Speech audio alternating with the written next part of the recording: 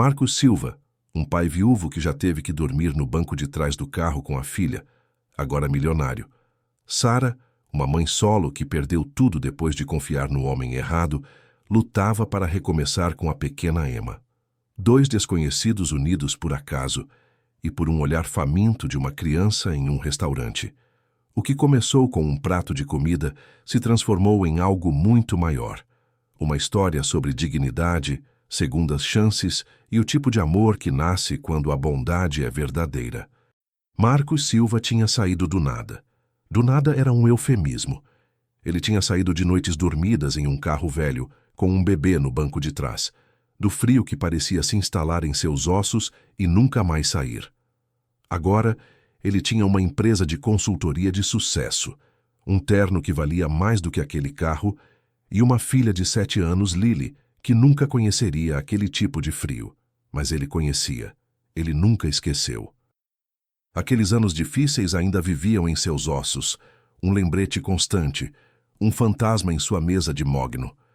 Foi por isso que, sentado com Lily no restaurante Riverside, um lugar com toalhas de mesa brancas e garçons de gravata borboleta, ele as notou imediatamente. Lily estava no meio de uma história muito séria sobre um desentendimento na aula de artes. E a Sofia disse que verde não combina com roxo, mas papai combina, não é? Absolutamente, querida, Marcos disse sorrindo. Verde e roxo são melhores amigos. Seu olhar se desviou para a entrada. Uma jovem de vestido azul desbotado, tão fino que parecia um sussurro, e uma menina pequena com cachos loiros despenteados. Elas estavam paradas na recepção. A mulher, que ele mais tarde saberia se chamar Sara, estudava o cardápio afixado na parede. Marcos reconheceu aquela postura. O jeito que ela se inclinava para a frente, mas mantinha o peso nos calcanhares, pronta para recuar. A expressão que ele conhecia muito bem. Alguém calculando cada real, pesando sobrevivência contra a dignidade. A matemática da pobreza, onde cada escolha tem um custo impossível. Então, os olhos da menina, Emma, encontraram o prato de Lily. O prato de Lily era uma obra-prima infantil. Tiras de frango douradas empilhadas como troncos, ao lado de uma montanha de batatas fritas crocantes. A menina não se moveu. Suas mãozinhas agarraram a borda do púlpito da recepcionista. E a fome naquele olhar. Não era apenas estou com fome. Era um buraco. Era uma fome tão crua, tão absoluta, que fez o peito de Marcos apertar fisicamente. Papai, por que aquela menina está olhando para minha comida? Lily sussurrou, sua própria inocência, a protegendo do peso daquele olhar. Talvez ela esteja apenas curiosa, querida. Mas ele sabia que não era isso. Ele tinha usado aquela mesma expressão uma vez, há quase 7 anos, parado do lado de fora de uma padaria com a pequena Lily em seus braços, o cheiro de pão quente o fazendo sentir tonturas. Ele contava moedas que não seriam suficientes nem para um pão doce. Ele se lembrava do desespero, da vergonha e da raiva impotente. Do outro lado do restaurante, a mulher chamada Sara falava com o garçom em voz baixa. Marcos podia ler seus lábios, mesmo que não quisesse. Só uma porção de batatas fritas para ela. Ela apontou para o item mais barato do cardápio. O garçom, um jovem, parecia confuso. Senhora, esta é a área de espera. Para comer, precisa de uma mesa. Eu sei, eu posso pagar agora e nós comemos lá fora? A voz dela era um fio. O garçom balançou a cabeça desconfortável. A política do restaurante...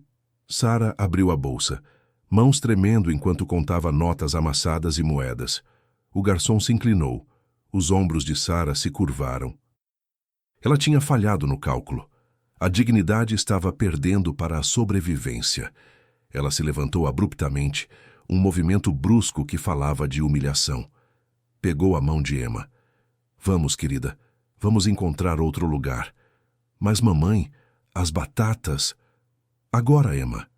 Elas começaram a caminhar em direção à porta. Mas Emma se virou uma vez, seus olhos encontrando o prato de Lily novamente, uma despedida silenciosa. Algo dentro de Marcos se rompeu. Aquele fantasma em seus ossos levantou-se e gritou. Fique aqui, querida, ele disse para Lily, sua voz rouca.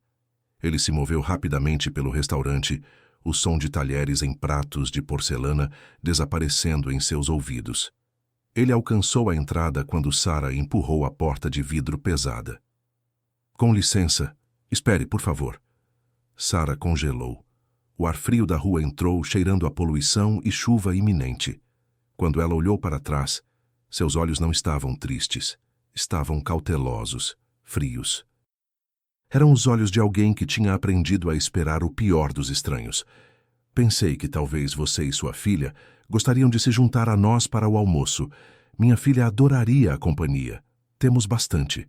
Ele tentou manter a voz casual, como se fosse a coisa mais normal do mundo. Sarah o avaliou. O terno caro, o relógio, o olhar de pena. Não. Cortante e definitivo. Estamos bem. Não quis ofender. Ele começou dando um passo à frente. Eu disse não. Sua voz ganhou uma borda de aço, embora tremesse. Não precisamos da sua caridade. Algo como dor, rápida e profunda, brilhou nos olhos de Sarah. Ela se sentiu exposta, dissecada por aquele olhar de pena. Ela se virou, puxando Emma consigo, e saiu para a calçada, desaparecendo na multidão do meio-dia. Marcos ficou ali, a porta se fechando lentamente, sentindo-se um idiota, impotente.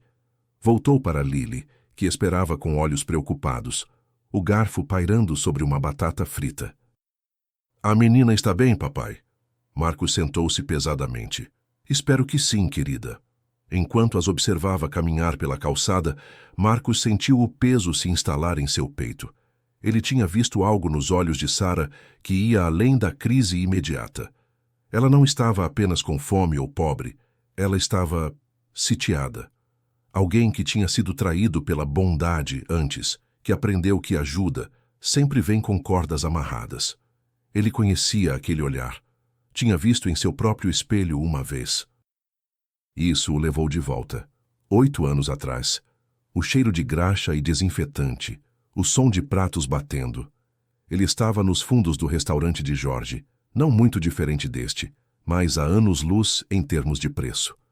Lily era um bebê, dormindo em um assento de carro gasto no chão do escritório de Jorge. Um homem se ofereceu para ajudá-lo naquela época. Um fornecedor. Disse que Marcos poderia fazer um dinheiro extra fácil, entregando alguns pacotes. Ninguém precisa saber, garoto. E você parece que precisa da grana. Marcos estava desesperado. O aluguel estava atrasado. Lily precisava de fórmula.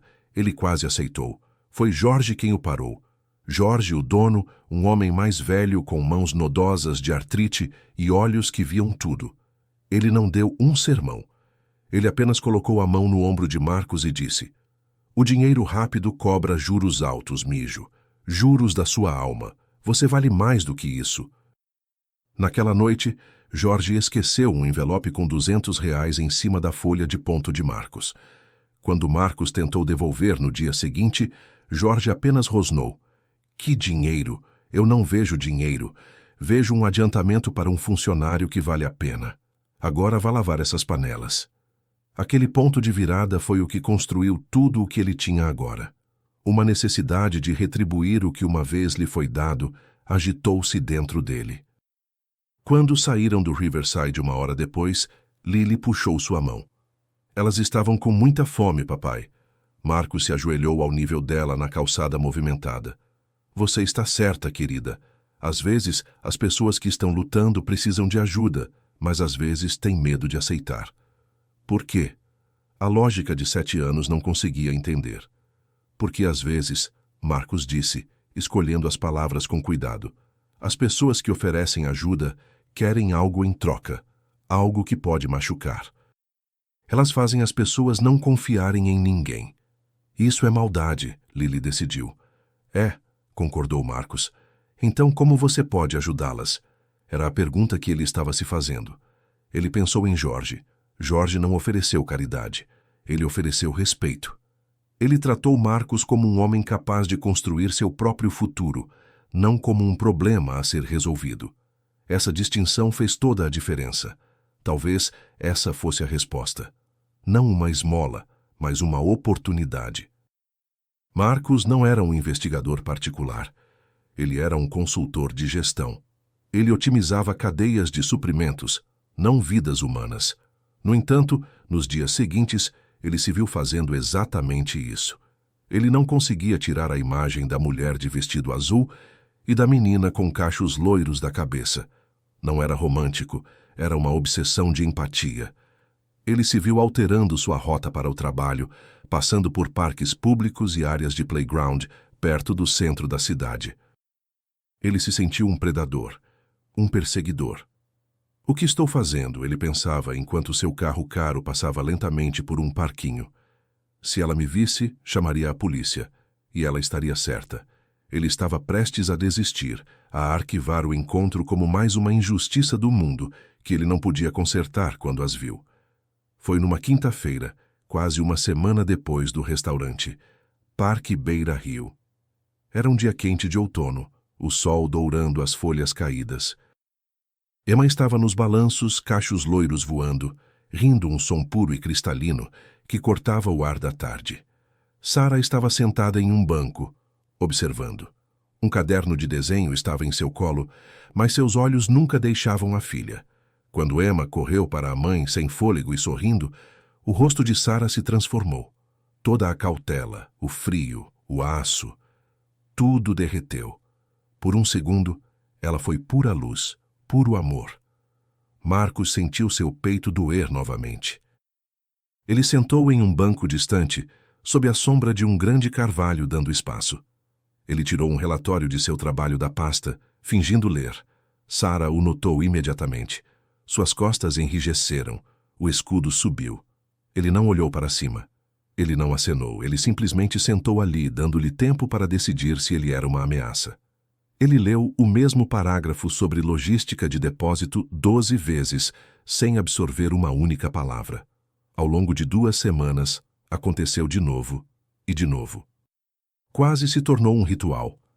A escola de Lily ficava a 3 quarteirões dali. Ele usava a desculpa de precisar de ar fresco antes de buscá-la. Às vezes, elas estavam lá, às vezes não. Nos dias em que não estavam, ele sentia uma pontada estranha de decepção. Quando estavam, Marcos mantinha distância. Ele se tornou parte da paisagem do parque. O homem de terno que lia relatórios chatos. Lentamente, o espaço entre os bancos diminuiu. Não literalmente, mas metaforicamente. Um dia, ele estava a 50 metros de distância. No dia seguinte, no banco ao lado a 10 metros. Depois, no banco oposto. Até que, numa tarde quente de outubro, ela sentou na outra ponta do banco dele. Foi um movimento deliberado. Ele sentiu a mudança no ar. Ele não olhou para cima. Nenhum dos dois falou. O silêncio se estendeu. Era um silêncio pesado, carregado de perguntas não feitas. Emma brincava no trepa-trepa. Marcos virou uma página do seu relatório. Sara desenhava em seu caderno, os traços do lápis rápidos e zangados. Sentaram por talvez meia hora em silêncio companheiro. Ou talvez silêncio de impasse. Emma finalmente o quebrou. Ela correu até o banco suada e feliz. Mamãe, é o homem do restaurante. Sua voz era um sussurro de palco que carregava pelo ar. Sim, querida, mas não incomodamos as pessoas, Sara murmurou, sem tirar os olhos do caderno. Não estou incomodando. Emma se virou para Marcos, sem medo. Você vem aqui muito? Marcos finalmente olhou para cima, encontrando os olhos de Emma. Eles eram da cor do céu de verão. Venho. Minha filha estuda do outro lado da rua. Sua filha com as tiras de frango? Marcos riu. Essa mesma. O nome dela é Lily. Eu sou Emma. É um prazer conhecê-la oficialmente, Emma. Lily também adora balanços. Minha mamãe me empurra alto, mas não muito alto porque ela se preocupa. É isso que boas mamães fazem, disse Marcos, olhando para Sara. Se preocupam porque te amam. Emma, venha aqui, Sara disse firmemente. Ela colocou um braço ao redor da filha, um gesto ao mesmo tempo amoroso e territorial.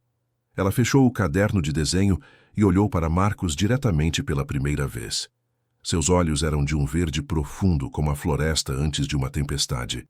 Agradeço que você tenha sido respeitoso, ela disse, a voz baixa, sem pressionar, sem me seguir até em casa. Mas preciso que entenda algo.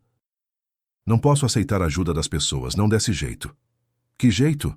Ele perguntou gentilmente. O jeito homem rico salva pobre mulher. Já cometi esse erro antes, e me custou tudo. Marcos colocou o relatório de lado, dando-lhe total atenção. Ele não falou. Ele não a interrompeu. Ele apenas esperou. Foi o maior presente que ele poderia ter dado a ela. Silêncio e espaço para falar. Sara olhou para Emma, alisando os cachos da filha com uma ternura que fez o peito de Marcos doer. Então ela começou a falar, a voz baixa e cuidadosa, como alguém andando sobre vidro quebrado. 2 anos atrás, o pai de Emma foi embora. Simplesmente saiu uma manhã para comprar cigarros e nunca voltou. Sem explicação, sem despedida, nada. Ela disse isso naturalmente, como se estivesse comentando sobre o tempo, mas Marcos podia ouvir a velha ferida pulsando sob as palavras. Eu estava em casa com Emma desde que ela nasceu, então não tinha experiência profissional recente, sem referências. Me candidatei em todos os lugares, mas ninguém queria contratar alguém que tinha ficado tanto tempo fora do mercado de trabalho. Íamos perder nosso apartamento. Eu estava desesperada. Ela fez uma pausa, sua mão parando nos cabelos de Emma. Emma se encostou no lado da mãe, quieta e atenta daquele jeito que as crianças ficam quando sentem a gravidade das conversas adultas. Então conheci um homem, Ricardo. A boca de Sara se contorceu ao redor do nome, como se tivesse gosto amargo. Ele era dono de vários negócios, parecia bem-sucedido e gentil. Ele me ouviu, ele entendeu, me ofereceu um emprego, bom salário, horários flexíveis para eu ficar com Emma. Parecia um milagre, como se talvez alguém lá em cima finalmente estivesse olhando por nós. Ela riu, mas não havia humor nisso. Foi um som seco e quebrado. Ele estava olhando por nós, tudo bem, só que não do jeito que eu pensava. No começo, tudo estava bem. O emprego era real, em seu escritório. Os salários entravam. Mas então ele começou a pedir coisas. Seu olhar se perdeu, focando em algo que só ela podia ver. Coisas pequenas no início. Sara, você poderia trabalhar até tarde hoje? Só nós 2 para terminar este relatório. Sara, você precisa jantar com este cliente comigo, ele acha você charmosa. Sara, por que você não usa este vestido que eu comprei para você? Combina com seus olhos. Cada pedido vinha com um lembrete. Lembre-se de onde você estava quando te encontrei. Você deveria ser tão grata. Quantas outras mães solteiras têm essa chance? Sua voz tinha ficado monótona agora, sem emoção. O jeito que as pessoas falam quando a dor é grande demais para sentir de uma vez. Quando comecei a dizer não, quando recusei o jantar com o cliente que magicamente não tinha cliente nenhum, ele mudou. A gentileza desapareceu. Disse que eu devia a ele. Disse que tinha corrido um risco contratando alguém como eu. E se eu quisesse manter meu emprego, precisava mostrar minha gratidão. A mãozinha de Emma encontrou a da mãe, e Sara a apertou fortemente, tirando força daquela conexão. Pedi demissão. Saí no mesmo dia. Peguei Emma e o que pude carregar. Mas Ricardo não era o tipo de homem que aceitava ouvir não. Ele espalhou boatos. Ligou para todos os lugares onde me candidatei, garantiu que ninguém em sua rede me contrataria. Disse que eu era instável, que eu roubava. Perdemos o apartamento mesmo assim. Passamos 4 meses em um abrigo antes de eu encontrar trabalho em uma lavanderia. Por baixo dos panos. Só dinheiro. O pagamento é péssimo. O cheiro de alvejante gruda em você e não é suficiente. Mas pelo menos não devo nada a ninguém. Ela finalmente olhou para Marcos, seus olhos verdes brilhando com lágrimas não derramadas. Então, ela terminou a voz um pouco trêmula. Quando você ofereceu ajuda no restaurante, quando você continuou aparecendo aqui, no seu terno caro e com seu olhar gentil, tenho esperado o outro sapato cair. Esperando você me dizer o que realmente quer, porque é assim que funciona. Ninguém ajuda de graça, sempre há um preço. As palavras ficaram pesadas entre eles, assentando-se na poeira do parque. Marcos sentiu o peso total do que Sara tinha revelado. A coragem que precisou para ser tão vulnerável. Ele não disse, eu não sou assim. Ele não disse, isso é terrível. Ele a honrou com sua própria vulnerabilidade. Sinto muito que isso tenha acontecido com você, ele disse baixinho. E você está certa. Você não tem motivos para confiar em mim. Entendo por que você não gostaria de correr esse risco novamente. Ele fez uma pausa. Não vou te dizer que sou diferente. Palavras são baratas. Ricardo provavelmente disse todas as coisas certas também. A expressão de Sara tremulou com surpresa. Ela esperava uma defesa, uma promessa. Não isso. Mas quero que saiba algo sobre mim, ele continuou. Há quase 8 anos, eu estava onde você está, ou pior. Pai solteiro, sem emprego, dormindo no meu Honda Civic 98 com minha filha bebê no banco de trás, porque não podia pagar o aluguel. Estava apavorado todos os dias de que alguém nos visse, que os serviços sociais tirassem Lily de mim porque eu não conseguia sustentá-la adequadamente. Ele fez uma pausa, deixando a vulnerabilidade daquela confissão se estabelecer entre eles. O cheiro de seu terno caro parecia desaparecer, substituído pelo cheiro de óleo de motor e fórmula de bebê azeda de seu passado. Os olhos dela se arregalaram, reavaliando esse homem, tentando reconciliar a imagem dele agora com a que ele estava descrevendo. Eu estava desesperado. Tentei conseguir ajuda em abrigos, mas a fila de espera para pais solteiros com filhas era impossível. Uma noite a polícia bateu no vidro do meu carro. Acharam que eu era um viciado. Lily acordou chorando. Eu implorei, mostrei as fraldas, a fórmula. Eles me disseram para seguir em frente. Eu segui em frente. Fui para os fundos de uma lanchonete, implorando não por comida, mas por água quente para misturar a última colher de fórmula de Lily. O dono saiu, um homem mais velho chamado Jorge. Ele me olhou, Marcos lembrou, sua voz engrossando, de cima a baixo. Eu estava sujo, não dormia há dias. Eu parecia exatamente o que a polícia pensava que eu era. Mas Jorge, ele olhou para Lily. Então ele disse, a cozinha abre às 5 da manhã. Você sabe lavar pratos? Eu disse que sim. Ele disse, ótimo. Há um quartinho nos fundos com um beliche que os cozinheiros noturnos usavam. É seu. Esteja aqui às 5. Não se atrase. E foi isso. Jorge me deu um emprego, Marcos disse, olhando para Sara. Ele não apenas me deu caridade, ele me pagou salários justos.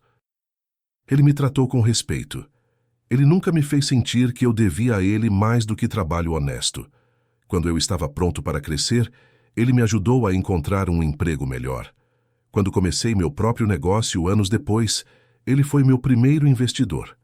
Não queria participação nem reembolso. Ele apenas disse, quando você estiver em posição de ajudar outra pessoa, faça isso. É assim que você me paga de volta. Marcos se inclinou para a frente, fechando a distância entre eles no banco. Não sou Jorge, ele disse intensamente, mas aprendi com ele que ajuda real não vem com cordas amarradas. Não é uma transação. É apenas um humano reconhecendo a luta de outro e tendo os meios para torná-la mais fácil. Sara estava quieta, seus dedos traçando nervosamente a capa de seu caderno de desenho. Como sei, ela sussurrou, que você não é apenas melhor no jogo do que Ricardo, mais paciente? Você não sabe, Marcos admitiu. Não pode saber. Confiança tem que ser construída ao longo do tempo através de ações, não palavras. Então não estou pedindo para você confiar em mim agora. Só estou pedindo para você considerar a possibilidade de que possa haver outro caminho. Outro caminho para quê? Para seguir em frente, para construir algo melhor para Emma. Sou dono de uma empresa de consultoria, estou crescendo. Preciso de alguém para trabalho administrativo, agendamento, correspondência com clientes, organização. Você parece inteligente, articulada e forte. Ele gesticulou para o caderno dela. E organizada. É um emprego real com responsabilidades reais e salários justos. Estou te oferecendo uma entrevista, Sara. Não caridade. Você teria que conquistar a posição sendo boa nisso. Mas se for, então é apenas emprego. Um contrato, um salário, nada mais. As mãos de Sara tremiam visivelmente agora. Por quê? Por que você faria isso? É um risco enorme para você. Porque Jorge fez por mim, Marcos disse simplesmente. Porque lembro como é estar a um dia ruim de perder tudo. Porque Emma merece mais do que contar moedas em uma recepção de restaurante, e você merece não ter que fazer isso. Ele fez uma pausa. E porque acredito em retribuir. Pela primeira vez, as paredes de Sarah racharam levemente. A guerra acontecendo atrás de seus olhos era visível. Esperança, uma coisa perigosa e frágil, lutando contra o instinto de sobrevivência. Desejo de acreditar guerreando com o conhecimento de quanto acreditar tinha machucado antes. Preciso pensar sobre isso, ela disse finalmente, a voz quase inaudível. Claro, leve o tempo que precisar. Marcos pegou sua pasta, tirou um cartão de visita. Ele o colocou no banco entre eles, não na mão dela, dando a ela a escolha de pegá-lo. Meu número do escritório e e-mail. Se decidir que quer uma entrevista, apenas ligue. Se não, tudo bem também. De qualquer forma, ainda estarei aqui na hora do almoço às vezes, e Emma é bem-vinda para brincar. Ele se levantou juntando suas coisas. Foi bom conhecer vocês duas oficialmente. Emma, essas são habilidades impressionantes no balanço. Emma, que estava ouvindo com uma seriedade infantil, sorriu radiante. Obrigada. Sarah conseguiu um pequeno sorriso tentativo. Marcos se afastou, coração batendo mais forte do que em qualquer negociação empresarial de milhões de dólares. Isso parecia mais importante, mais real. Ele não olhou para trás para ver se ela pegava o cartão. 3 dias se passaram. 3 dias em que Marcos se pegou olhando para o telefone de seu escritório como um adolescente esperando um convite para o baile. Ela não vai ligar, ele pensava. Eu a assustei. Fui longe demais. No 4º dia, seu assistente, Daniel, colocou uma chamada em sua linha. Uma certa Sarah Mitchell na linha 2, Sr. Silva. Ela disse que o senhor estava esperando a ligação dela. Marcos pegou o telefone. Sarah, olá. A voz dela veio, cuidadosa e formal, sem o calor do parque. Sr. Silva, aqui é Sarah Mitchell. Nos conhecemos no parque. Gostaria de agendar uma entrevista se a posição ainda estiver disponível. Está, disse Marcos mantendo a voz profissional. Quando seria bom para você? A segunda-feira chegou. Sarah apareceu 15 minutos mais cedo. Ela usava um vestido preto simples, mas cuidadosamente passado. Seu cabelo estava preso em um coque apertado. Ela carregava uma única pasta com seu currículo impresso em papel levemente amarelado.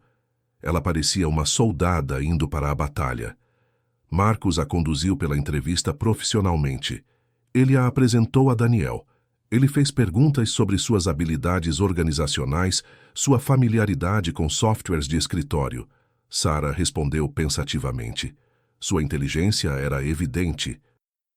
Ela admitiu suas lacunas de emprego sem desculpas, mas reenquadrou seu tempo como mãe em termos de gerenciamento de crises, logística e orçamento. No final, ele ofereceu a ela o emprego.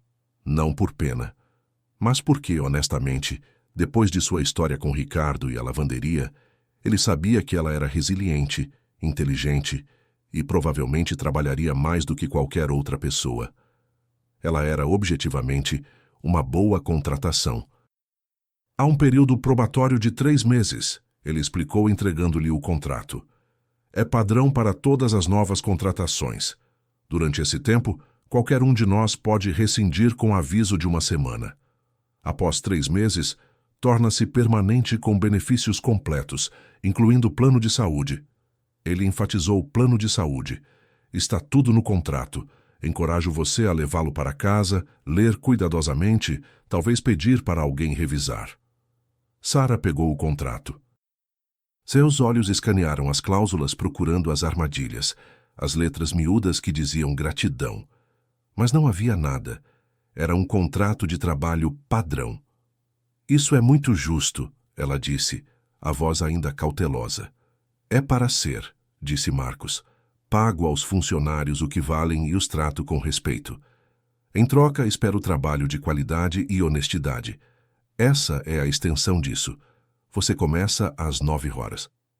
Ela olhou para ele por um longo momento. procurando o engano. Marcos manteve seu olhar firme, aberto, sem segundas intenções. Começarei na segunda-feira, ela disse, levantando-se e estendendo a mão. O aperto dela era firme. E obrigada, Sr. Silva. Não pela caridade, mas pela oportunidade. De nada, Sara. Isso não é caridade. Você vai ganhar cada real. Posso ser exigente quando se trata de trabalho de qualidade. Pela primeira vez, ela sorriu. Pequeno, tentativo, mas real.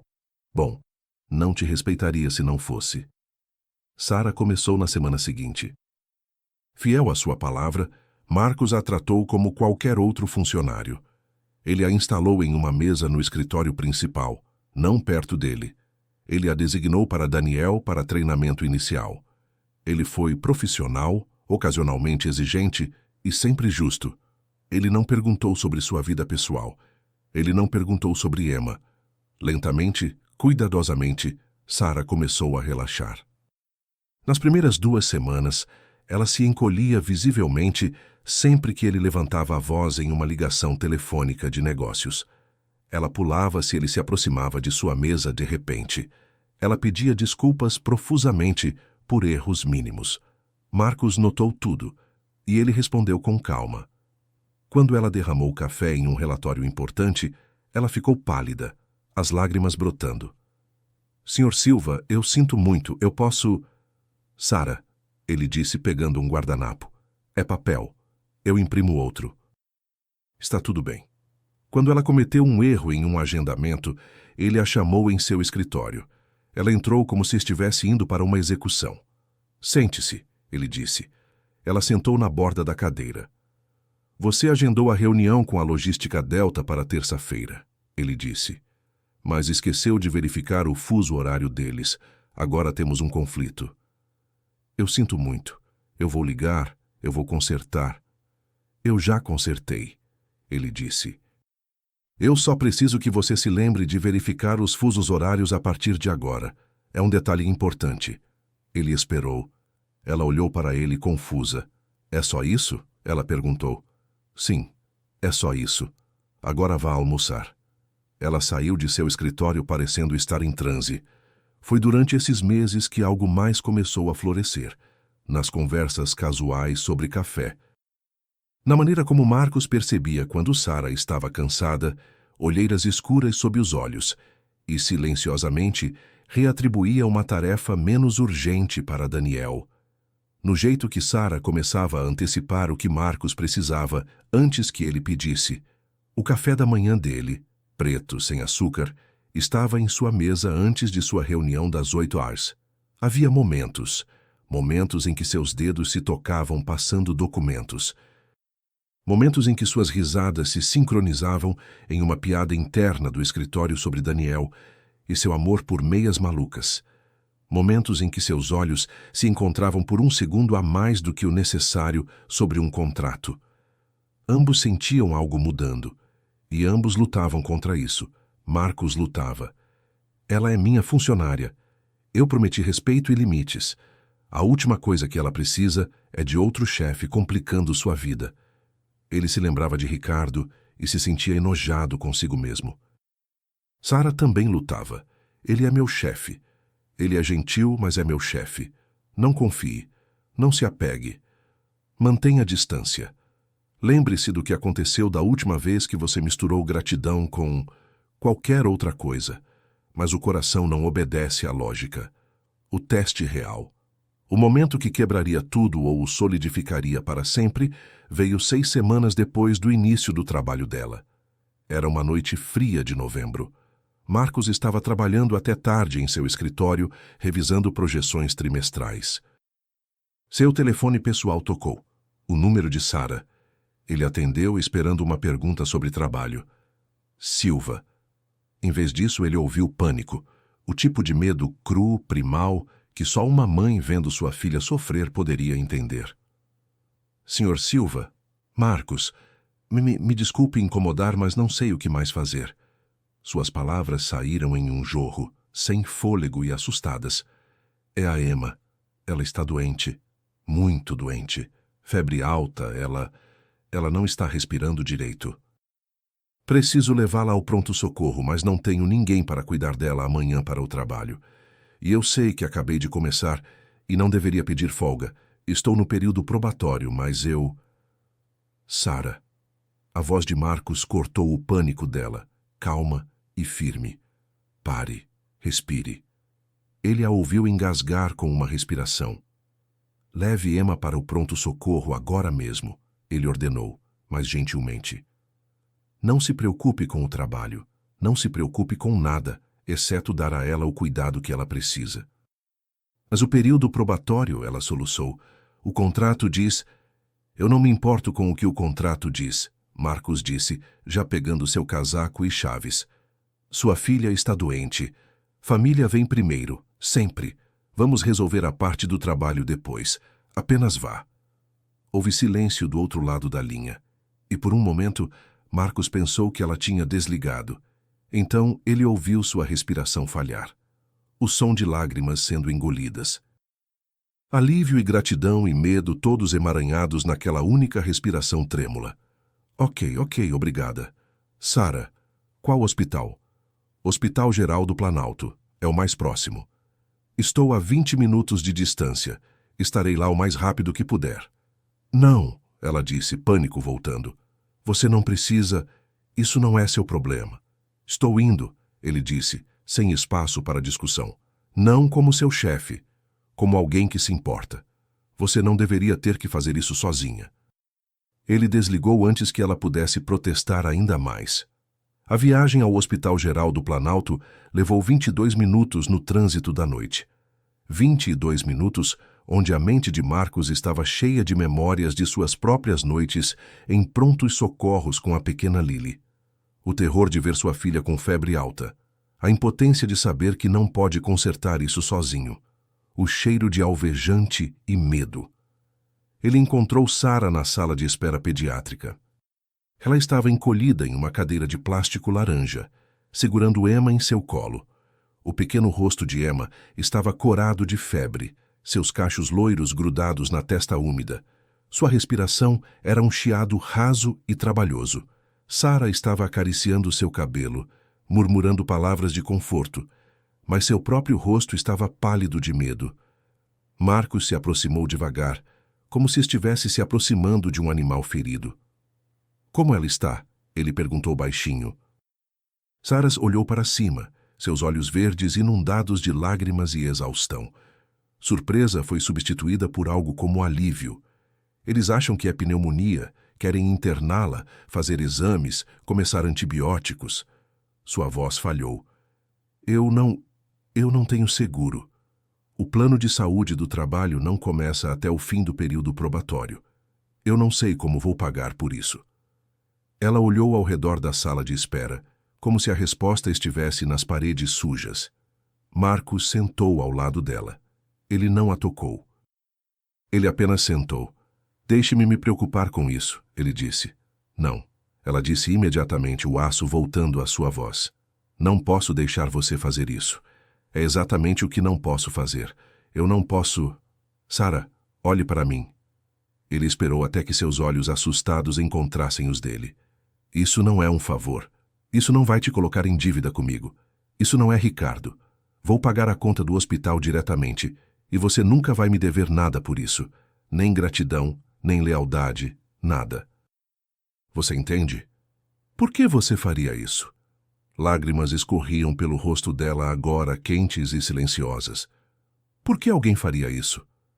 Porque Emma é uma menininha que precisa de cuidados médicos e sua mãe está trabalhando duro para construir uma vida melhor. Porque posso pagar e você não pode. Porque Jorge uma vez pagou meu aluguel por 3 meses, quando Lily estava doente, e não me deixou pagar de volta. Ele se inclinou um pouco mais perto, sua voz baixando. Ele disse a mesma coisa que estou dizendo agora. Isso não é uma transação, é apenas decência humana básica. Sara balançou a cabeça, tremendo. Eu não sei como aceitar isso.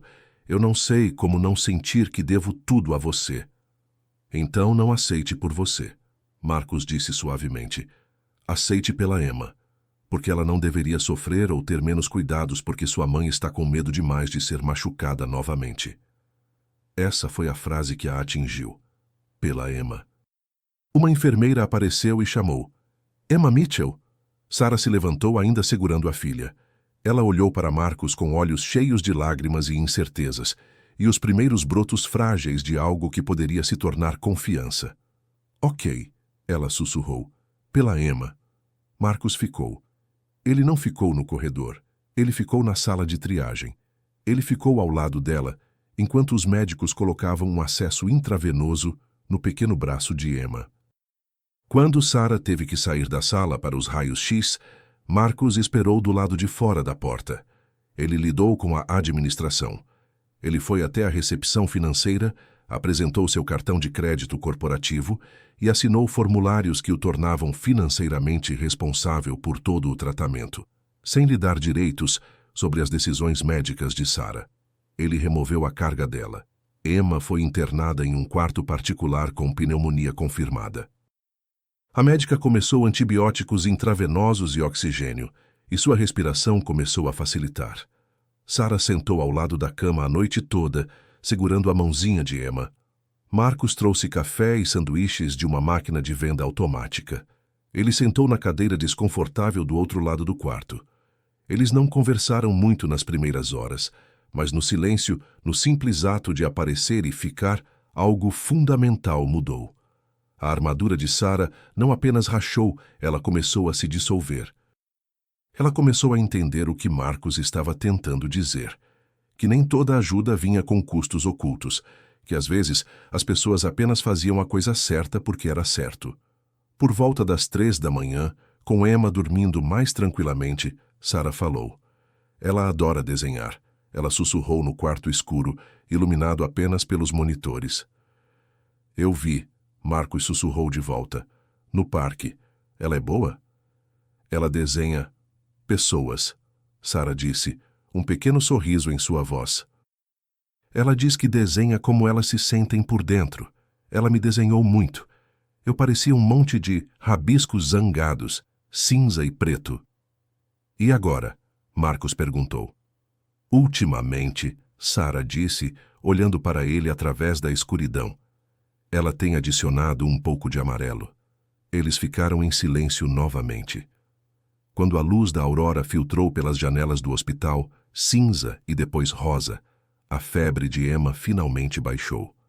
Ela abriu os olhos, viu a mãe e sorriu, um sorriso sonolento e febril. Oi, mamãe. Sarah explodiu em lágrimas silenciosas, pressionando sua testa contra a mão de Emma. Oi, amor. Você me assustou. Desculpa, Emma murmurou. Aquele homem está aqui? O da filha que gosta de balanços? Sarah olhou para Marcus, que estava cochilando com o pescoço torto na cadeira. Ele acordou com o som da voz de Emma. Sim, amor. Ele está aqui, Sarah disse. Que legal da parte dele, Emma disse, seus olhos se fechando novamente. Ele parece uma boa pessoa, mamãe, como você. Sarah olhou para Marcus. Seu rosto estava marcado com lágrimas, olhos vermelhos de exaustão. Mas quando ela sorriu para ele, realmente sorriu. Era genuíno, caloroso e completamente livre de paredes defensivas. Obrigada, ela disse, a palavra carregando o peso de 1000 emoções. Não só pela conta, por aparecer, por ficar, por provar que talvez eu estivesse errada sobre todos. Marcus sorriu de volta, o cansaço fazendo seus ossos doerem. Você não estava errada em se proteger, Sarah. Ricardo mereceu sua desconfiança. Só estou grato por você ter estado disposta a me dar uma chance de conquistar algo diferente. Emma se recuperou rapidamente. Após 3 dias, teve alta. Sarah voltou ao trabalho na semana seguinte. Ela entrou no escritório, foi até a mesa de Marcus e colocou um documento na frente dele. Era um plano de pagamento. Ela tinha calculado o custo estimado da internação hospitalar e dividido em pagamentos mensais que seriam descontados de seu salário. Marcus olhou para o papel, e então ele o pegou e calmamente o rasgou ao meio. Os olhos de Sarah se arregalaram. O que você está fazendo?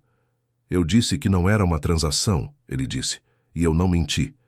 Mas eu não posso. Sarah, Jorge me deu um presente, sem amarras.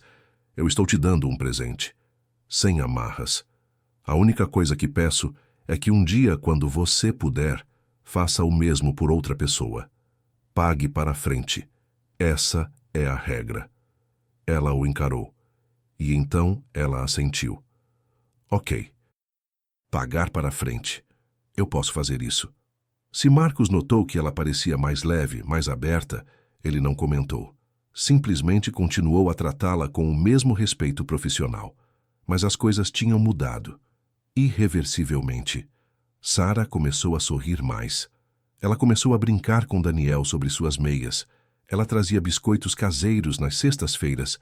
Ela começou a se juntar à equipe para almoços ocasionais, hesitante no início, depois com crescente conforto.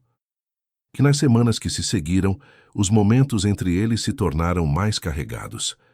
Uma conversa sobre um projeto que se estendia além do necessário, apenas para que pudessem ficar na mesma sala. Um olhar que durava um segundo a mais. A maneira como Marcos inconscientemente se inclinava quando Sara falava.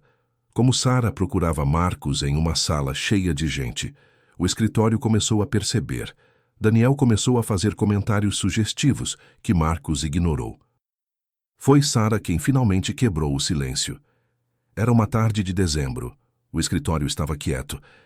Ela bateu na porta do escritório de Marcos, nervosa de um jeito que ele nunca tinha visto, nem mesmo na entrevista. Você tem um minuto? Ela perguntou. Queria falar sobre algo, pessoal. O coração de Marcos acelerou. Claro. O que está pensando? Sara sentou, mãos entrelaçadas em seu colo. Eu passei do meu período probatório. Meu plano de saúde está ativo. Eu me mudei para um apartamento melhor. Emma está prosperando. Isso é maravilhoso, Sara. Por favor, deixe-me terminar, ela disse, antes que eu perca a coragem. Ele fechou a boca. Ela olhou para ele, vulnerável, mas determinada. O aço estava de volta, mas desta vez era para ela, não contra ele. Sei que sou sua funcionária. Sei que você estabeleceu limites por boas razões. E eu os respeito, mas não posso mais fingir que não sinto algo quando estou perto de você. E não é gratidão. Ela enfatizou essa palavra. Eu sou grata. Serei grata a você para sempre. Mas não é isso. Não é dependência. Não é porque você me salvou. É algo mais.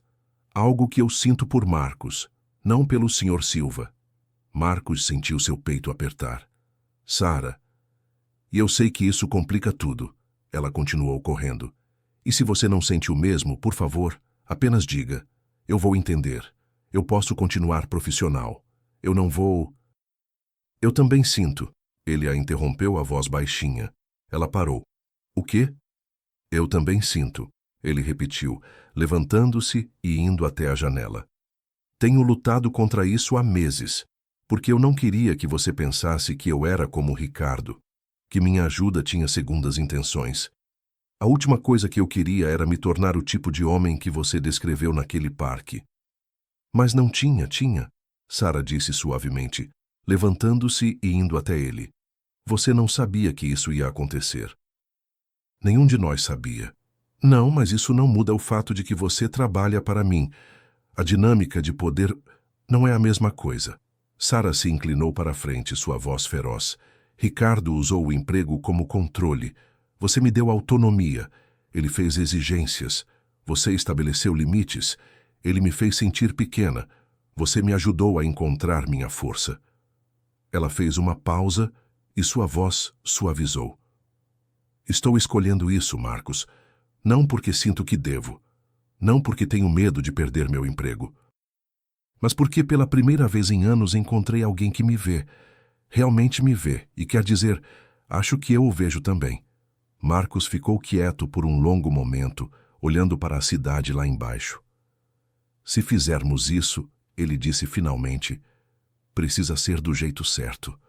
Totalmente transparente. Ele se virou para ela.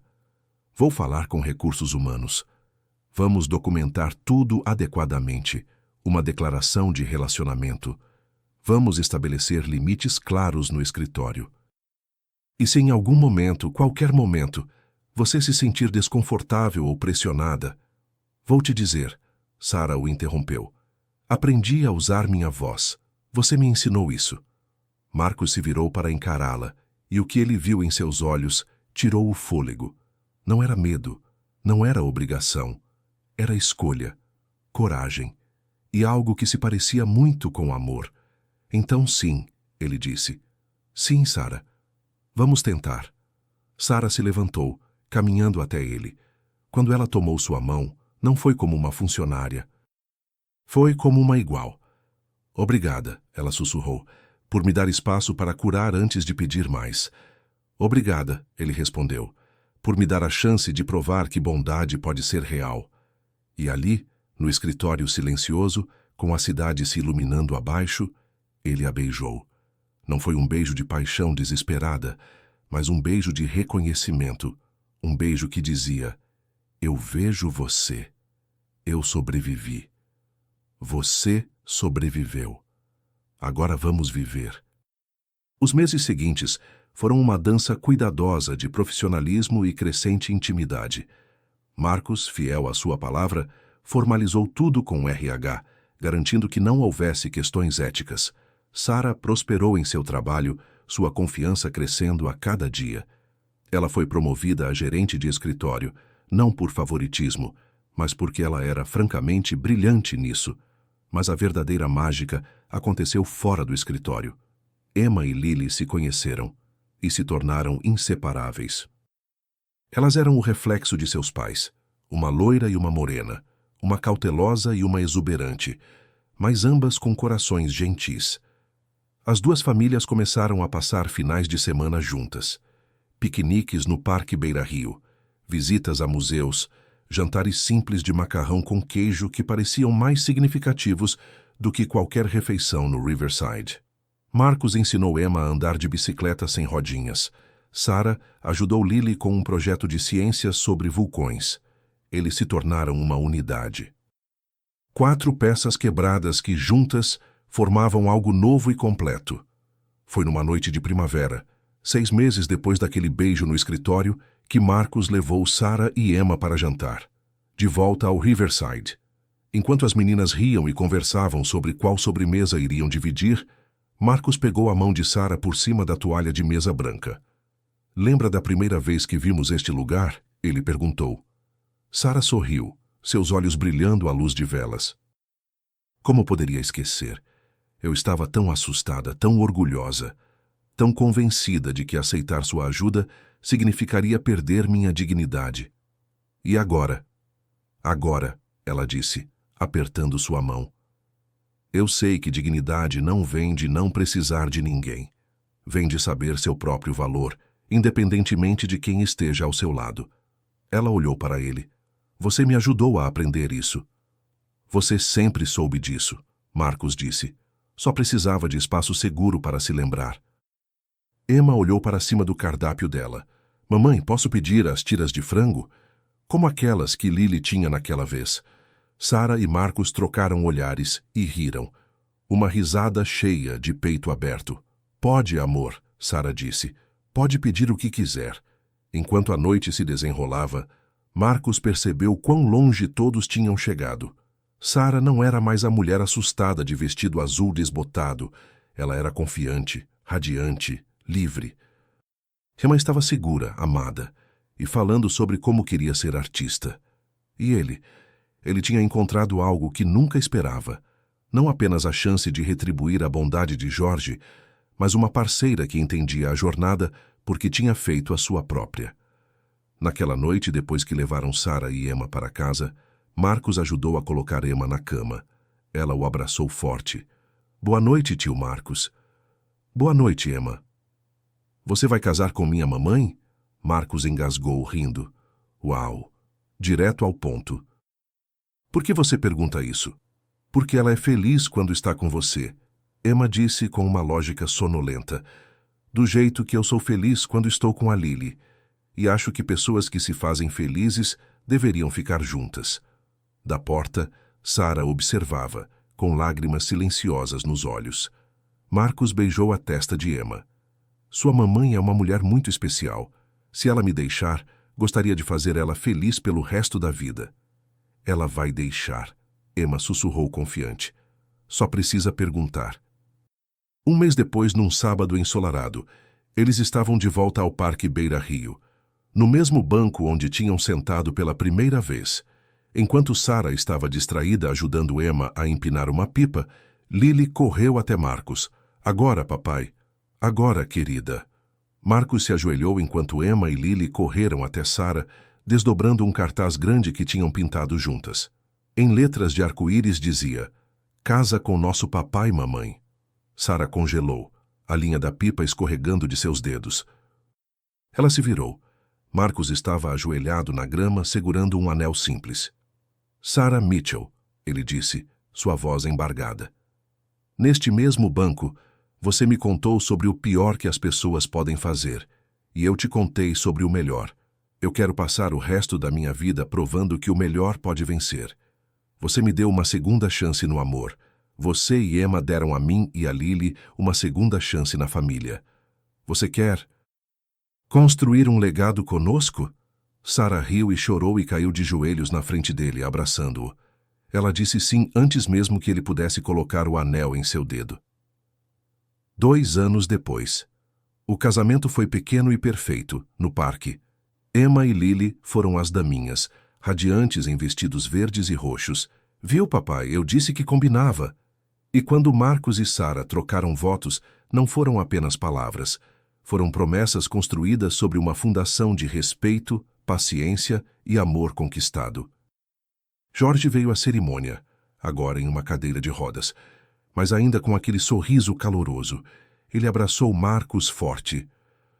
"Você fez bem, garoto, muito bem." "Aprendi com o melhor, Jorge." "Não", Jorge disse, olhando para Sarah, que estava rindo com Emma. "Você aprendeu e depois você ensinou. É assim que funciona." O ciclo continuava. Enquanto Marcos assistia sua nova esposa, sim, sua esposa, rir e abraçar Emma e Lily, ele sentiu uma paz profunda se estabelecer. Ele tinha começado esta jornada apenas tentando retribuir uma dívida a Jorge, mas tinha ganhado muito mais. Uma família, uma parceira, uma compreensão mais profunda do que significa realmente ajudar alguém. Na recepção, Sarah estava parada perto do bolo, conversando com uma jovem. A mulher parecia nervosa, mas esperançosa. Era Ana, uma mulher que Sarah tinha conhecido na lavanderia, que estava começando na empresa de Marcos na segunda-feira. Sarah estava explicando o sistema de computador, mas mais do que isso, ela estava explicando a cultura. "Aqui é diferente", Marcos ouviu Sarah dizer a ela. "Aqui, seu valor não está em dívida, está em seu talento. Você vai ficar bem." E em algum lugar, ele sabia, Jorge estava sorrindo. Porque o legado não era sobre dinheiro ou empregos, era sobre ver o valor em cada pessoa. Era sobre oferecer dignidade junto com oportunidade. Era sobre criar ondas de bondade que se expandiam muito além do que você poderia ver. Naquela noite, enquanto Sarah dançava com Emma e Lily dançava com Marcos, ele trocou de parceira. Ele pegou Sarah em seus braços. "Obrigada." Ele sussurrou em seu cabelo. "Por me deixar provar que nem todo final feliz vem com cordas amarradas." Sarah olhou para ele, seus olhos verdes cheios de amor. "Obrigada", ela respondeu, "por me mostrar que alguns finais felizes são apenas o começo." Esta história tocou seu coração? Você acredita que pequenos gestos podem transformar vidas? Conhece alguém que está lutando silenciosamente? Uma mãe solteira, um vizinho desempregado, um colega passando dificuldades? Você tem uma oportunidade de ser o Marcos ou a Sarah na vida de alguém. A verdadeira mudança começa quando passamos do "que história linda" para "o que eu posso fazer". Compartilhe esta história. Marque alguém que precisa ler isso. Às vezes, uma história é tudo que alguém precisa para recuperar a esperança ou encontrar coragem para aceitar ajuda. Comente abaixo. Você já foi o Marcos ou a Sarah em alguma situação? Você já pagou para frente ou recebeu um ato de bondade que mudou tudo? Compartilhe sua história. Ela pode inspirar centenas de pessoas hoje. Curta, compartilhe e se inscreva para continuar recebendo histórias que aquecem o coração e nos lembram do que realmente importa. Até a próxima.